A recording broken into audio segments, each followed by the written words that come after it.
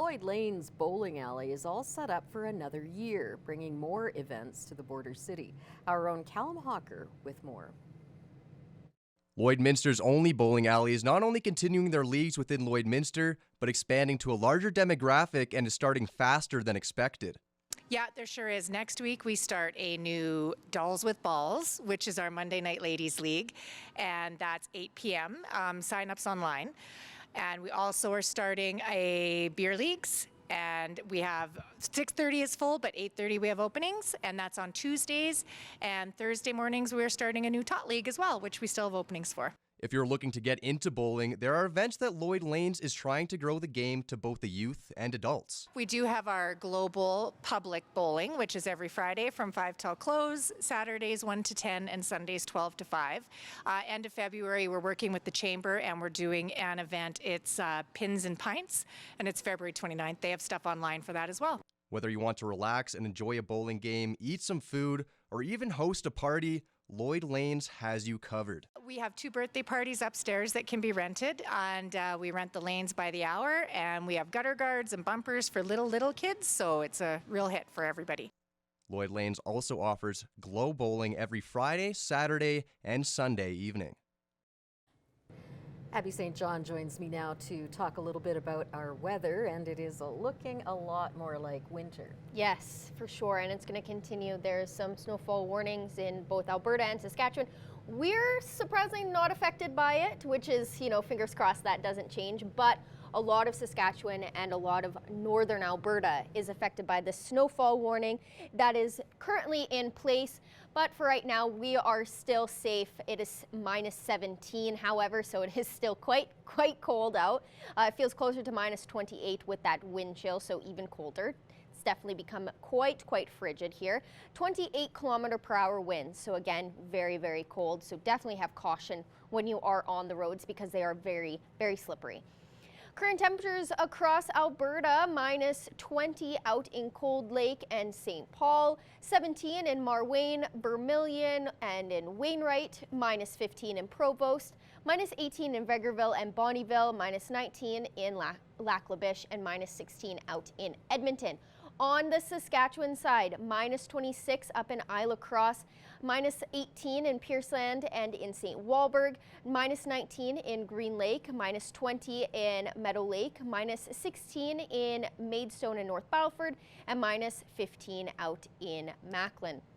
Overnight tonight in North Battleford will drop down to minus 24, 22 km/h winds, and it will be very cold out.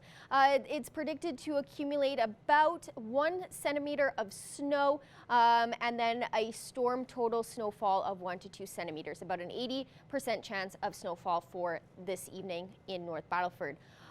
And then tomorrow, expect a partially sunny day, but very cold with a high of minus 22, 15 km/h winds, and hopefully not a huge chance of snowfall either.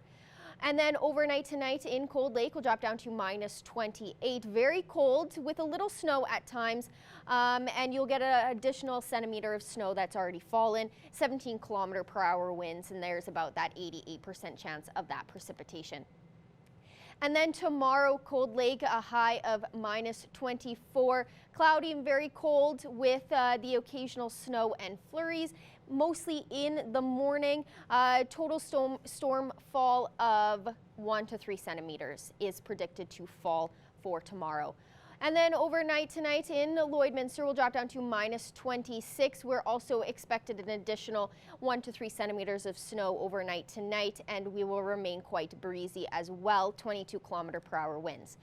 And then tomorrow, just to break down the day at 6 a.m., cloudy, minus 24. And then we'll get some sun in the afternoon, partially sunny by noontime, minus 25. And that'll continue on into the evening around 6 p.m., where it will be partially cloudy. And then by midnight, those clouds will roll back right in with a low of minus 27. And then over the next 3 days here, low of minus 34 tomorrow, and then on Thursday expect a cloudy day with a high of minus 28 and a low of minus 35. And then on Friday, another cloudy day with a high of minus 30 and a low of minus 38. So we're getting very cold very fast. That is the first look at your evening weather forecast. I'll have more overnight temperatures later on in the show.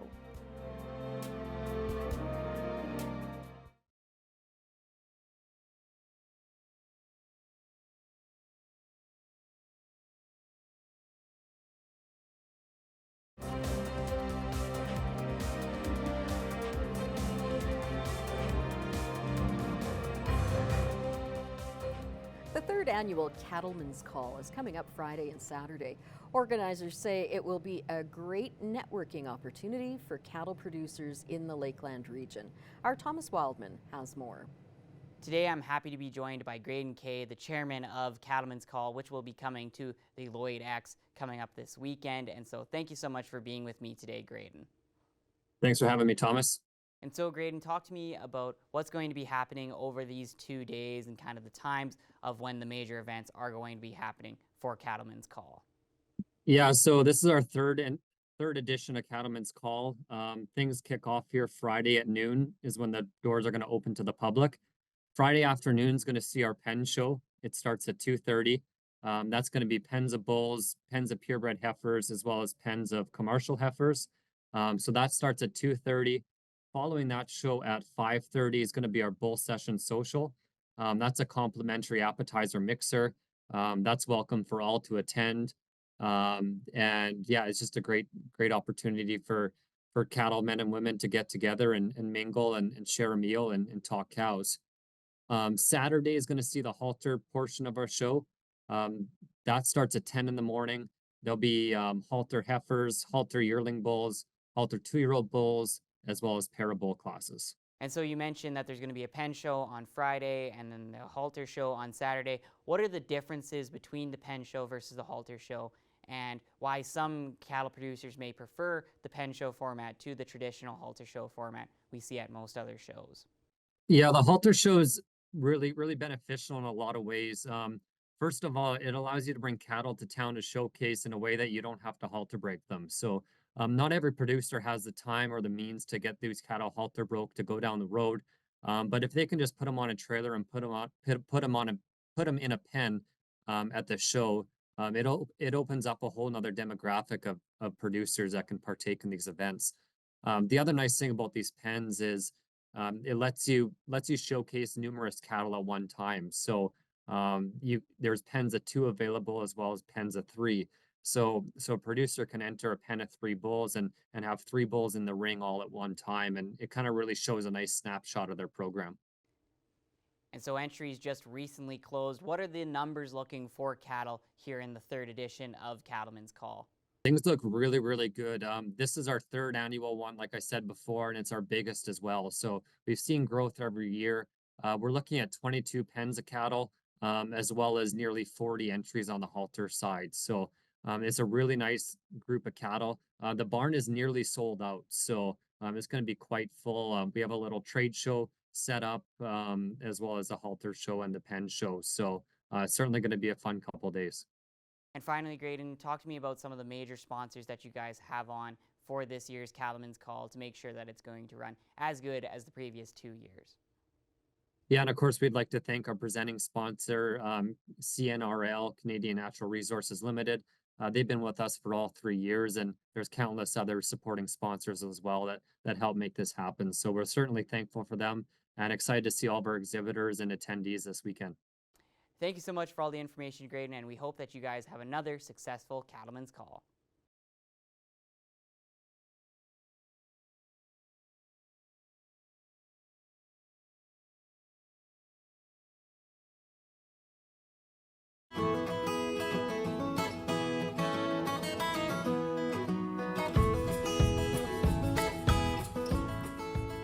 I'm back at Border Paws Animal Shelter for another edition of Pet Project, and today we have Bruno. She's got a unique personality for sure. Definitely a one-track minded, very only pet in the household, which is what we discussed a little bit earlier. Tell me about her story, how she came here, and what would be the best fit for her. So Bruno came to us as a stray at the end of September.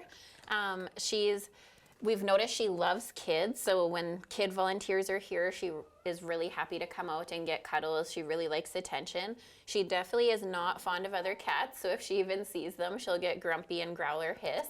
So we would really like to find her a home where she is the center of attention and preferably the only pet in the household. But as you can see, very loving. She would be excellent, like, especially in a home with like grandparents that have grandkids coming to visit. I think she would really flourish. And she came to us as a stray from the city of Lloydminster. She seems very well taken care of, and she was spayed on intake. So we thought someone was missing her, but she wasn't chipped. We haven't been able to locate an owner. So now she is looking for that right home so she can get a fresh start. And have you tested her with dogs just in case? She seems pretty grumpy with any pets being around and just kind of wants to be the only one. Definitely only child syndrome, yes, for sure. Exactly. Which is really cute. Now, we mentioned it last week, but this week, very exciting, Yes. you finally have your new kennels for the cats. And you're in the process of setting it all up. It's kind of a bit of a jumble up front, but I'm just looking at them now, they look fantastic and so much brighter, and they seem bigger even though they may be the same size, but it just is so much brighter, and you know, you're not looking at bars anymore, you can see the cat fully. So tell me about this process and how it's been going so far, and kind of what's the next step after this. It's kind of a mess in here right now, like you mentioned, so we're really excited to be getting them set up. It looks so much more professional, and it's nice for the cats to get more, you know, sunlight in, and it's a lot lighter and brighter looking in here, and really easy to clean the way it's set up, so we're very excited for that. This is the first room we've actually put the new ones into, so we have guys in the back that are building them right now. So we're really excited to be able to just kind of have a fresh start and reconfigure the rooms and get everything organized and running well for us and looking good. So and Bruno definitely escaped, but that's okay. No, they look fantastic, and once it's completed, I think, you know, even these cats right now, they seem just to be in bigger, brighter spirits, almost like they're in a better mood. Minus Bruno. She just wants the room to herself. Yeah, she's definitely someone who likes her alone time for sure. But it's fantastic. So with the kennels, I know that you're also looking for dogs as well. Do you have a kind of a timeline for that? Yeah, we don't know for sure because some of the materials for the kennels were on back order, so we're still waiting on our cat observation and isolation rooms and the dog kennels to come in. We're hoping by spring, but we don't really have an ETA yet, so we're hopeful. And same question as every week. Any donations that you're in need of? Yeah, we're honestly in pretty good shape. The only thing we can think of right now that we could use some of is the clumping clay cat litter. So if anybody feels like donating, definitely the clumping litter would be excellent. We have a few cats that are a little more picky and don't like the pellets that we use. So clumping cat litter, and then we also use it for our foster homes too if they need. So yeah. Awesome. Well, thank you again for joining me. I can't wait to see the kennels fully operational and all done in both rooms. And once the dogs, you guys get the dog kennels as well, we'll definitely show that off. So, and Bruno, I think she escaped again, but she's going for some exercise in the front area. But I'm sure Bruno will make the perfect addition to any household under those, you know, guidelines. I think. Yeah, if you've got a house without other pets and you just want one cat to give your love to, she would be perfect. Definitely perfect. So thank you so much.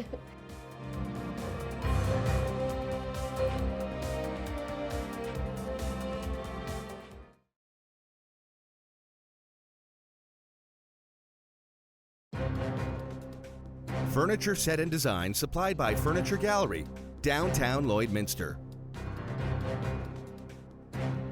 Today I'm joined by Tyler Lorenz with Residents in Recovery, and today we're talking about the recent closing of some of your programs. Can you go into a little more depth on what programs are closing? The decision to shut down the sober living and outpatient programs is directly a result of funding. We've always struggled with keeping these programs going at a rate, you know, that an individual that is marginalized is able to take advantage of. So we're dependent on income support for individuals to pay rent out of their shelter allowance, and then to provide the support, caseworkers and facilitators for day programming, and the overhead expenses and administration. We have to find other funding, either from government or through donations. So um, it's always been a bit of a struggle, but we've been able to do it for 5.5 years, and you know, helped a lot of people. But it's just come to the point, with our funding, with Sask Health being froze last year, um, no no real funding opportunities in sight for Alberta. Um, a major drop in donations over the past couple of years. Like we're talking, upwards of $200,000 drop. It's just not viable to continue without the financial support. We've dug ourselves a bit of a hole, uh, within anticipating that some one of the governments would come through, but it just hasn't happened. Can you share any statistics that you have for donations that you have gotten over the past couple of years? We had over $200,000 in donations back in 2021. Dropped a little bit in 2022, or my numbers right. Yeah, 2022 dropped to about 175, then dropped to 75,000 the next year, and then we've only seen about $35,000 in donations this year. So, um, I got those years one off, but yeah, a significant drop. I get that we were a new program back then, and we had a lot of support, but things have certainly dropped off. I'm sure the economy has some part to do with that, right? And there's a lot of organizations raising money. Governments just aren't keeping things going. So all organizations have to raise money in order to keep their programs going. What steps are being taken by your team after making this tough decision? So we're working with everybody to come up with a plan. We had a couple individuals actually leave today. They're going back to programs, in their reserves or in their communities. We're looking at transitioning a few people to other treatment programs, including Thorpe. Thorpe has been working great with us in order to fast track some applications to transition some of our pre-treatment Alberta clients there, um, as well as other treatment programs, First Nation programs like a pound, looking at transitioning a number of individuals into those programs, and then working on case plans with some individuals to move into independent living. Our struggle is, we take a lot of individuals from First Nation or from incarceration, and there's not a lot of options for them, especially if they're on house arrest, or strict conditions. There's not a lot of programs that they have available to them. So we're looking at options, of keeping them for maybe a little bit longer in one of our houses in order to either get their conditions changed so we can get them into another program, or look at other options for them as well. So yeah, it's a really a case by case basis, and there's lots of work to be done here in the next couple of weeks for sure to find somewhere safe for everybody. We spoke earlier about a meeting with the residents about some of these changes. Can you talk a bit about that? Probably one of the hardest things I've had to do in my life. It was a full room of individuals that are really seeing this as a life or death situation for many of them, and the news was devastating. Lots of fear, lots of tears, staff and residents. We had staff that had to step out as well. just broke down. And you know, it was really hard to see. Lots of people are really worried about their future and what that looks like now. You know, and after that meeting, I mean, word traveled really fast. We have nearly 100 people on our wait list, and fielded a lot of calls yesterday from a lot of them that, you know, have really, this was their hope, that they could turn their lives around, and now that it's not available, yeah, it was pretty devastating news for a lot of them too. I mean, some of them have even been here before, and you know, my phone's been going nonstop from former clients that are doing really well, and former clients that are devastated that they don't have this option available for them to come back to again. Were there any last points that you'd like to add? I mean, as a community, I think some advocacy, you know, the best way to help us right now is really to let governments know how important a program like this is. You know, writing letters to their MLAs, to the ministers of mental health and addictions. I mean, we can't operate without funding, and that funding has to come from somewhere. I mean, obviously, donations help keep it going, help get us out of the hole. And I mean, if we get out of the hole, you know, maybe someday we look at revitalizing the program. But yeah, it's governments really need to shift their focus and move away from their, you know, the old treatment models of brick and mortar buildings, having people go to them to get better, you know, in these large treatment facilities, and really look at community-based models like ours that have shown over and over again huge success, way higher success rates than any treatment model has ever shown. You know, and governments need to look at that. And I mean, it's the cost of our program as compared to any of those other options is fractions of the cost. So, and absolutely no capital investment, right? So governments need to know that they need to, you know, look at other models that maybe they don't know the best way to do treatment recovery. Well, thank you so much for taking the time to talk about this, Tyler, and I wish you the best of luck for the rest of the year. Just going over the next 3 days to wrap up the show. A high of -23 and a low of -34 tomorrow, and we're expected some sunshine. On Thursday, expect cloudiness again with a high of -28 and a low of -35. And then we officially hit the -30s on Friday with a very cloudy day with a high of -30 and a low of -38. That is all we have for you this evening, so stay warm and have a great night.